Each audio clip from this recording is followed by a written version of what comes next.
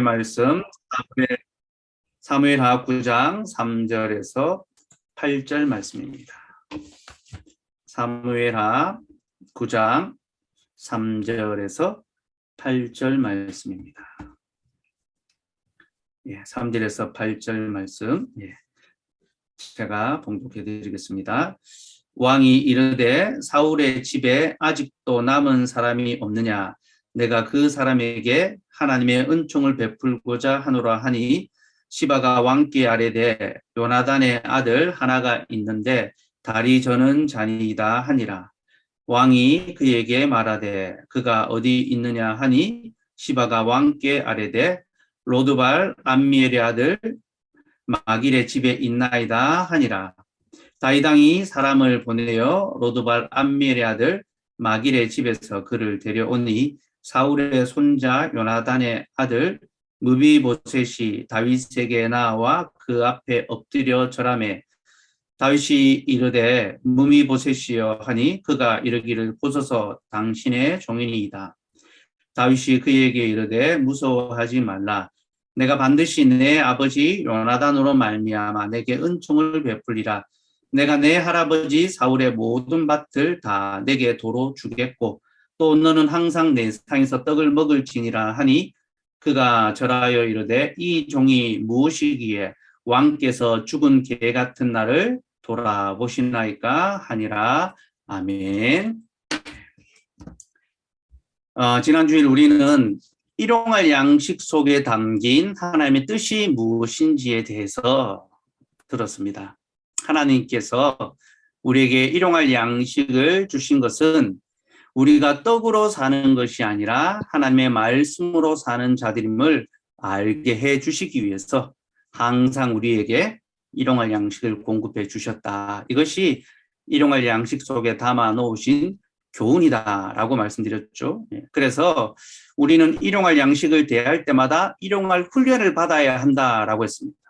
하나님께서는 식탁을 통하여 우리에게 훈련하십니다.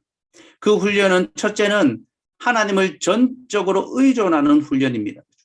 오직 하나님만을 의존할 수 있도록 우리에게 일용할 양식을 주시고요. 둘째는 하나님이 주신 것으로 자족하는 훈련입니다.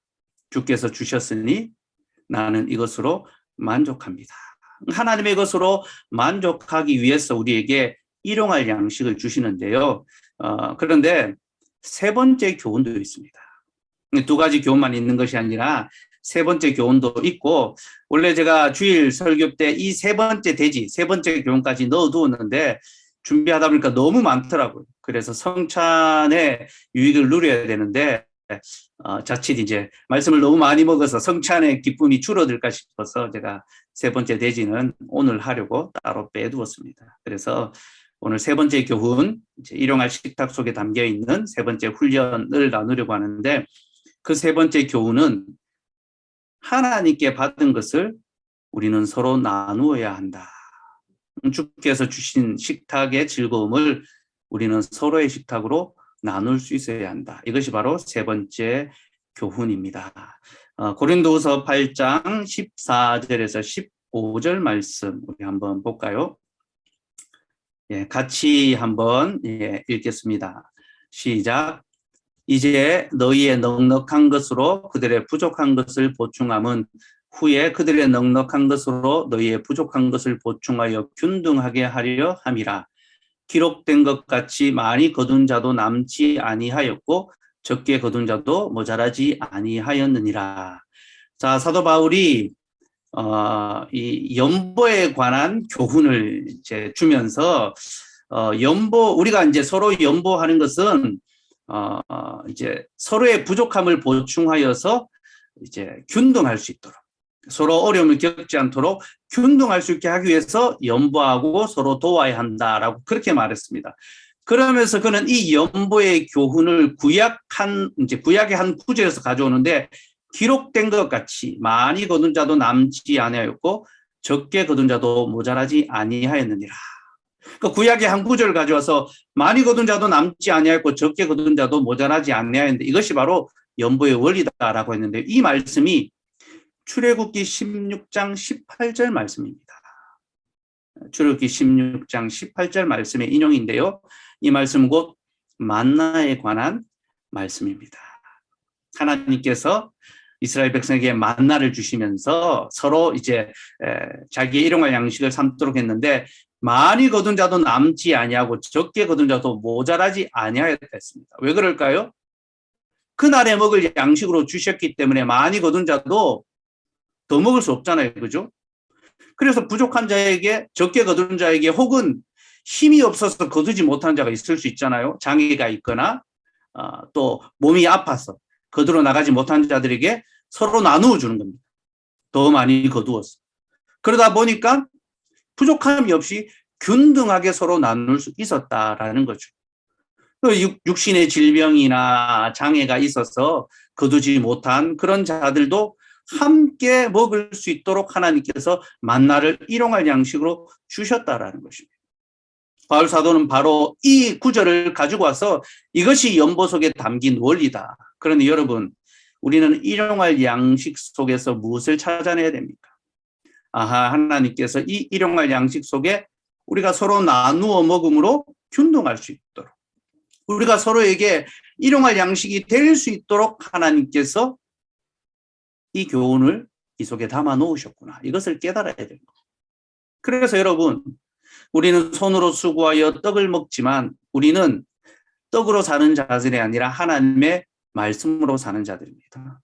우리가 떡으로 산다면 우리가 획득한 것, 우리가 가진 것을 다 우리 몫으로 취해야 됩니다. 그것은 다 우리의 것이고 우리만을 위해서 사용해야 합니다.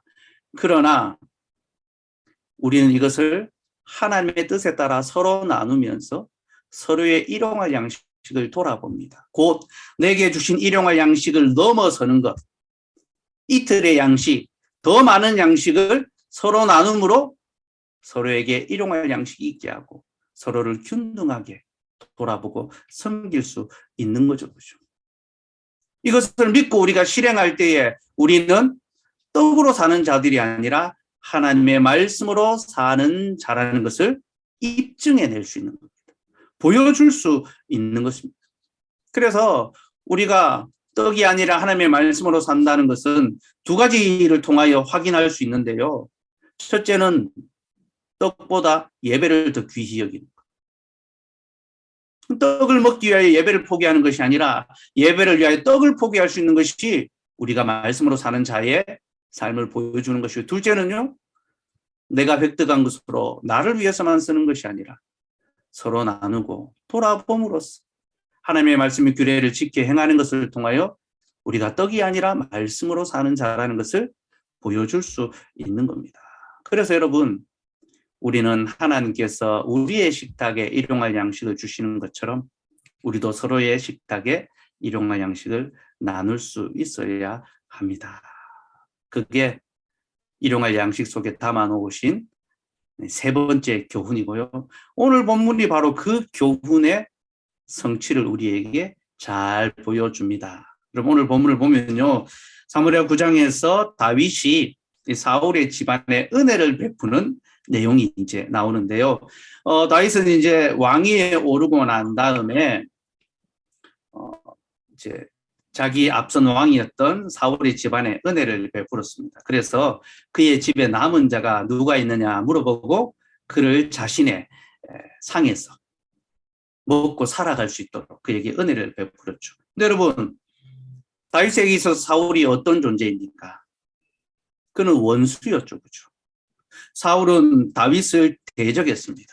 그리고 그를 죽이기 위하여 자신의 모든 노력을 다 기울였습니다. 자신의 권력과 힘과 군대를 동원해서 다윗을 잡아 죽이려고 얼마나 많이 핍박하고 대적하고 괴롭혔는지 모릅니다. 그런데 다윗은 왕이 오르고 난 다음에 자신의 원수의 집안인 사울의 집안에 은혜를 베풀었습니다. 그의 집안에 남은 자가 있느냐 묻고, 그리고 그를 내 식탁에 불러서 거기서 떡을 먹게 하라. 그렇게 은혜를 베풀었죠. 그럼 본문 7절 말씀 같이 한번 볼까요? 7절 같이 읽읍시다. 시작. 다윗이 그에게 이르되 무서워하지 말라. 내가 반드시 내 아버지 요나단으로 말미암아 내게 은총을 베풀리라. 내가 내 할아버지 사울의 모든 밭을 다 내게 도로 주겠고 또 너는 항상 내 상에서 떡을 먹을지니라 하니.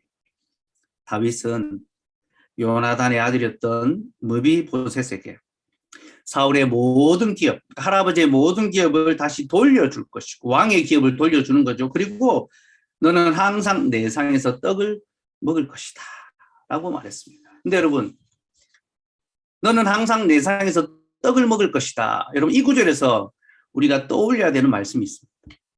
뭘까요? 바로 떡상에 담아놓은 하나님의 약속의 말씀이죠. 그죠? 하나님께서 그 성막의 떡상에 항상 떡이 있을지어다. 너는 내 상 위에 항상 떡을 두라. 그렇게 말씀하셨죠. 그죠? 그 떡상 위에 항상 올려져 있는 떡은 하나님께서 이스라엘 백성들을 항상 먹여주시겠다는 약속이라고 했잖아요. 그죠? 근데 그 약속의 성취, 곧 떡상 속에 담겨 있는 그 교훈이 가장 아름답게 성취되고 있는 장면이 바로 오늘 이 본문의 장면입니다.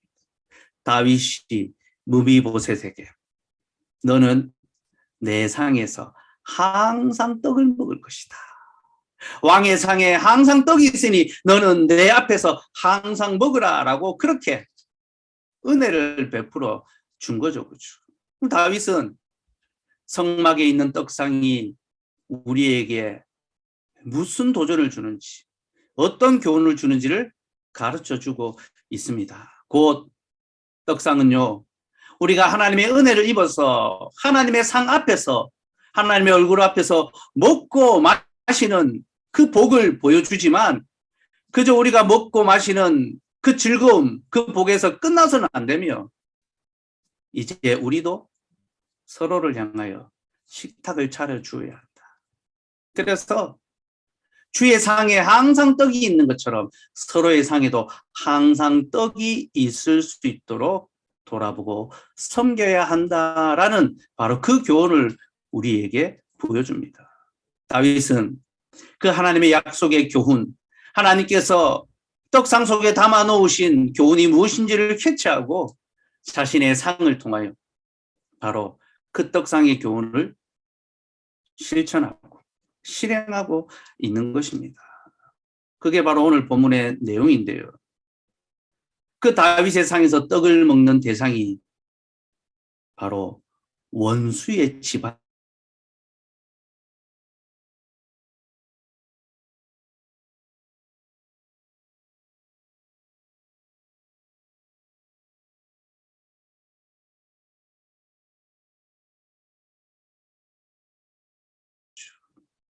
우리는 여기서 다시 한번 떡상 속에 담겨있는 교훈을 되새기게 됩니다. 여러분, 떡상에 담겨있는 교훈이 무엇입니까? 곧 하나님과 우리의 관계가 원수에서 친구로 바뀌었다. 그 관계가 회복되었다라는 것을 보여주죠. 그렇죠? 우리는 하나님과 원수된 자들이었는데 하나님께서 우리를 위하여 상을 차려주심으로 이제 우리가 하나님의 친구가 되었다라는 사실을 떡상이 보여주지 않습니까? 그래서 여러분, 다윗이 시편 23편 5절에서 고백하는 주께서 내 원수의 목전에서 내게 상을 차려주시고라는 그 고백은요, 먼저 하나님과 우리 사이에서 성취되고 적용되는 약속입니다. 주께서 내가 하나님의 원수인데 하나님의 원수된 내 목전에 상을 차려주셔서 나로 먹게 하셨군요. 바로 그 고백을 보여주는 거죠. 그렇게 원수된 우리가 하나님의 상에서 하나님과 친구가 되었습니다. 그러니 여러분, 이제 우리는 어떻게 해야 됩니까? 하나님께서 원수된 우리를 친구로 불러주셨습니다. 이제 우리도 우리의 원수된 자들을 우리의 친구로 불러야 하는 거죠. 그들에게 상을 베풀어 주며 그들로 우리 앞에서 먹고 마실 수 있도록 은혜를 나누어야 하는 겁니다. 로마서 12장 20절 말씀 우리 같이 읽을까요? 네, 시작. 내 원수가 줄이거든 먹이고 목마르거든 마시게 하라. 그리함으로 내가 숯불을 그 머리에 쌓아 놓으리라. 여러분, 예수님께서는요, 우리에게 원수도 사랑하라라고 합니다. 그럼 원수를 사랑하는 것이 무엇입니까? 그를 위하여 식탁을 차려주고, 그 원수가 줄이거든 먹이고 목마르거든 마시게 하라. 여러분, 이것이 우리가 우리의 원수에게 베풀어야 할 자비와 복입니다. 우리가 왜 이 자비를 베풀어야 합니까? 왜 이 은혜를 베풀어야 합니까? 나를 힘들게 하고 나를 괴롭게 하는 원수를 생각하면 자다가도 이가 바득바득 걸리는데, 그죠? 우리가 왜 이렇게 해야 됩니까? 우리가 먼저 이 은혜를 받았기 때문이죠. 하나님의 원수된 우리가 줄이고 목마를 때 주께서 우리로 먹고 마실 수 있도록 하나님의 친구가 되는 은혜를 베풀어 주셨기에 우리도 그와 같이 원수를 사랑하고 그를 위하여 식탁을 차려줄 수 있어야 하는 거죠. 여러분, 예수님께서는요, 사람의 원수가 집안에 있다라고 했습니다. 우리는 가장 가까이 있는 관계가 사실은 가장 큰 원수가 될 수 있다는 것을 알아야 합니다. 여러분, 원수는 멀리 있는 그런 사람이 아닙니다. 매일 우리가 마주할 수 있고 매일 식탁에서 함께 해야 되는 내 직장 동료, 내 친구, 내 학교, 내 옆에 있는 사람, 바로 그들이 우리의 원수가 될 수 있습니다. 그러나 하나님께서는 그 원수된 자들을 미워하지 말고 사랑함으로 그에게 식탁을 베풀어 주라 말씀하시죠. 그러니 여러분, 하나님의 은혜의 식탁을 받은 자로서 우리도 서로의 식탁을 잘 돌아보고, 특별히 우리를 힘들게 하고 우리를 아프게 하고 우리를 고통스럽게 하는 바로 그 사람에게 밥 한 끼 대접할 수 있었으면 좋겠습니다. 저는 이 원수에게 식탁을 차려주라라는 이 내용을 볼 때마다 생각나는 영화의 한 장면이 있는데요. 살인의 추억이라는, 봉준호 씨가 만든 살인의 추억이라는 장면을 보면 송강호 씨가 연쇄 살인범을 추적하잖아요. 근데 그 연쇄 살인범이 아주 행색이 남루하고 또 좀 악하게 행동하지만 또 인간적인 어떤 이 좀 연민도 좀 생겼던 것 같아요. 그래서 송강호 씨가 뭡니까 그 범죄 대상에게 밥은 먹고 다니냐 그런 이야기를 했던, 아마 기억이 나실 분이 있을 텐데, 밥은 먹고 다니냐. 여러분,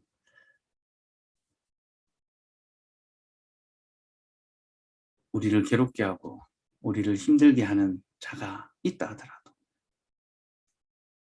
그에게 밥 한 끼 차려줄 수 있는 너그러움과 여유로움과 넉넉함이 있었으면 좋겠고, 그것이 진짜 용서함을 받은 자의 삶의 모습입니다.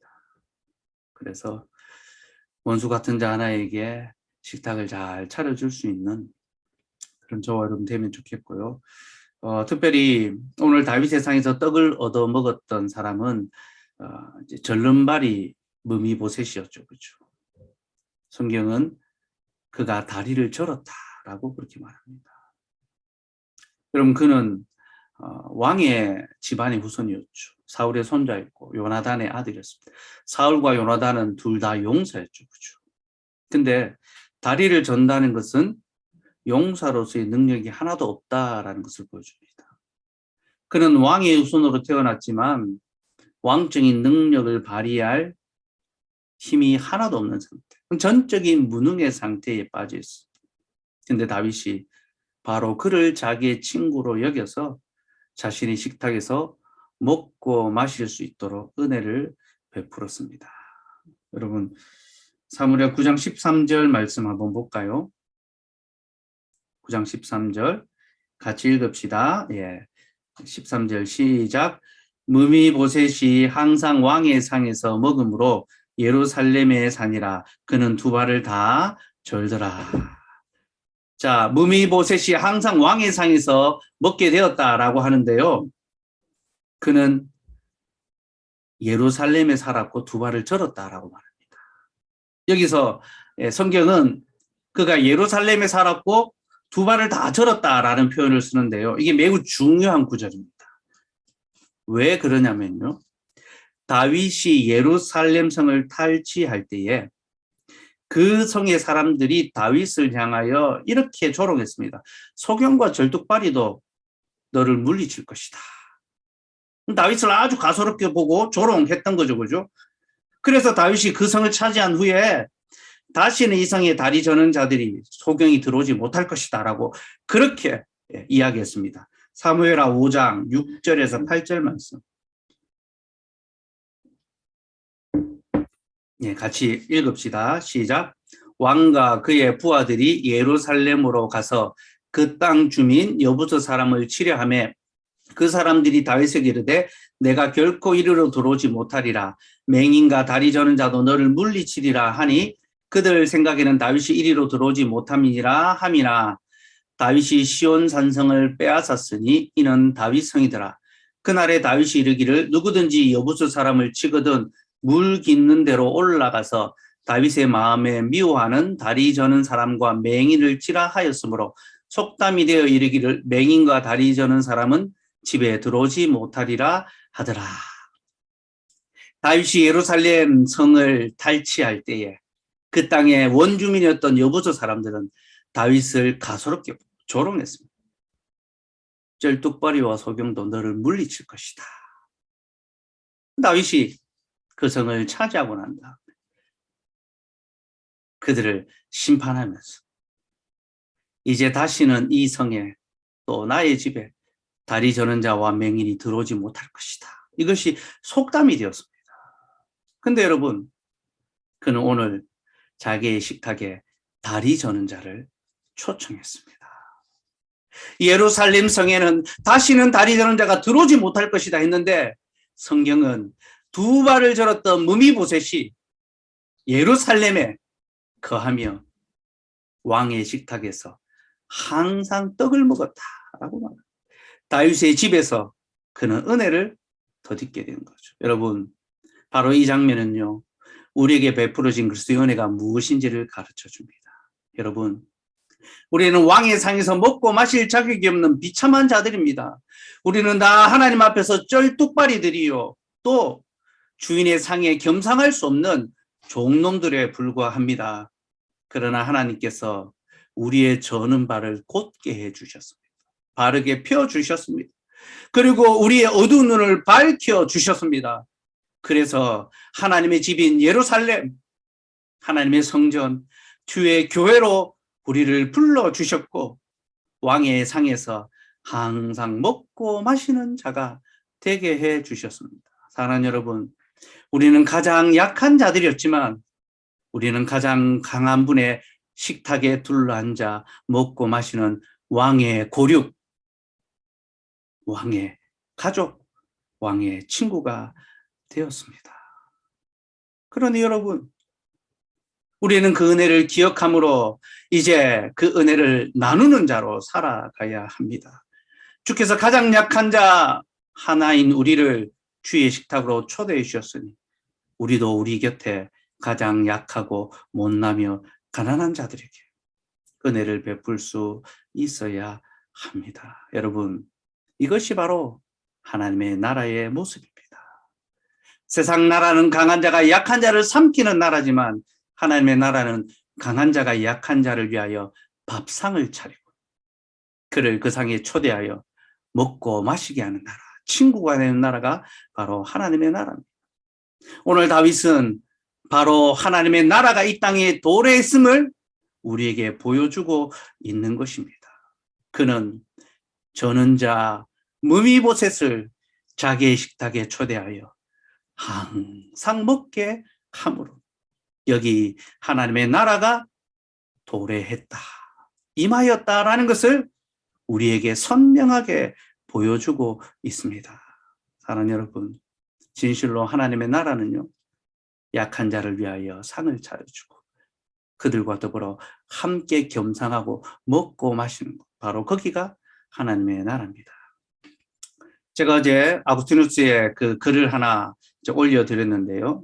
어제 올려드린 내용을 보면 국가의 기능과 통치자의 역할에 관한 그런 내용이 나옵니다. 아우구스티누스가 국가와 통치자의 역할에 대해서 뭐라고 말합니까? 그는 모든 국가는 하나님이 정하신 창조적 질서를 지키고 또 백성들이 도덕과 양심에 따라 바르게 살아갈 수 있도록 통치하고 기능해야 된다. 이제 법을 그렇게 제도를 세우고 또 입법하고 그것을 실행하고 지킬 수 있게 해야 된다라고 했죠. 그러면서 통치자의 역할은 하나님의 사역을 백성들에게 베풀어야 하는데 가장 높으신 통치자께서 겸손히 우리를 섬겨주셨으니 가장 하찮은 통치자도 기꺼이 남을 섬겨주어야 한다라고 말했습니다.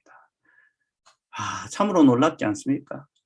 신분제의 사회, 왕이 곧 신으로 불리던 그 시대를 살았던 아우구스티누스가 국가의 역할 그리고 통치자의 역할을 이렇게 말씀하여서 정확하게 규정하고 있습니다.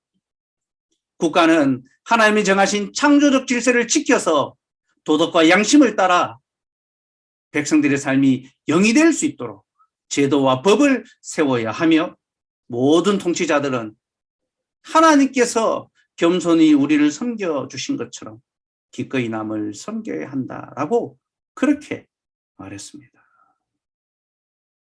이것이 하나님께서 이 땅에 국가를 세우시고 또 통치자들을 허락하신 이유입니다.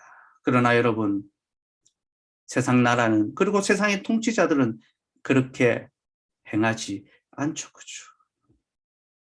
그들은 하나님 주신 권력으로 남을 섬기는 것이 아니라 도리어 그 남을 자신을 섬기는 도구로, 자신을 섬기게 하는 도구로 사용합니다. 그죠? 그들은 도덕과 양심을 따라 나라를 세워가는 것이 아니라 더 큰 어떤 경제적 가치 혹은 자기의 야욕을 위하여 국가를 경영해 가려고 합니다.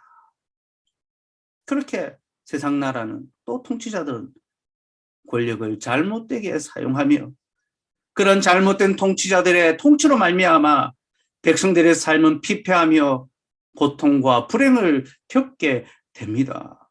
그래서 우리는 하나님의 공의와 하나님의 정직을 따라 이 국가가 세워지고 바른 통치가 시행될 수 있도록 기도하며 또 그런 일에 있어서 그리스도인으로서의 정당한 역할을 감당할 수 있어야 합니다. 지금 우리나라는 대선 전국을 보내고 있습니다. 이제 얼마 있지 않으면 우리나라의 통치자를 세워야 하는데요. 이번 대선을 향한 모든 사람들의 평가 또 판단은 참으로 암울하다.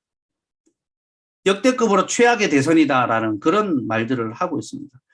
도대체 누구를 뽑아야 할지 가늠할 수 없고 또 누구를 뽑아도 참 대책이 안 서는 그런 상황이 되어버렸습니다. 그러나 여러분, 그럼에도 불구하고 우리는 하나님께서 국가에 주신 기능이 무엇인지 또 통치자의 역할이 무엇인지를 잘 기억하고 누가 그 일에 잘 수정될 수 있을지 적합할 수 있을지 분별하고 판단하고 선택할 수 있어야 됩니다.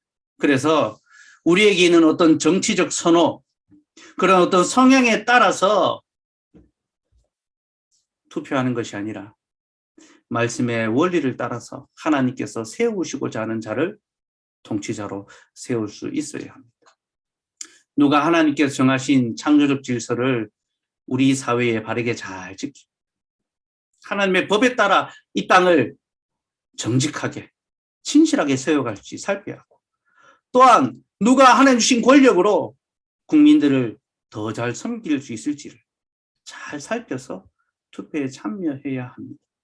또한 이 모든 일이 하나님의 은혜 가운데 이루어질 수 있도록 기도해야 하는 거죠. 이것이 우리가 해야 될 일입니다. 그러나 여러분, 이 모든 것에 앞서서 우리가 기억해야 할 것은요. 진정한 왕의 통치는 세상이 아니라 교회에 있다는 사실입니다. 하나님의 참된 공의와 그 정직과 자비의 통치는요. 세상 나라가 아니라 하나님의 나라 곧 교회에 있습니다. 그러니 주의 교회가 하나님의 자비의 통치 가운데 잘 세워질 수 있도록 우리는 소망하며 기도하며 섬겨가야 할 것입니다. 또한 하나님의 그 왕의 통치가 무엇보다도 우리의 일상의 식탁에서 이루어져야 한다는 사실을 우리는 기억해야 합니다. 여러분, 하나님의 통치, 하나님의 나라가 어디에 임합니까? 바로 우리의 일용할 식탁에서 임할 것입니다. 곧 우리가 우리의 식탁에 약한 자들을 위하여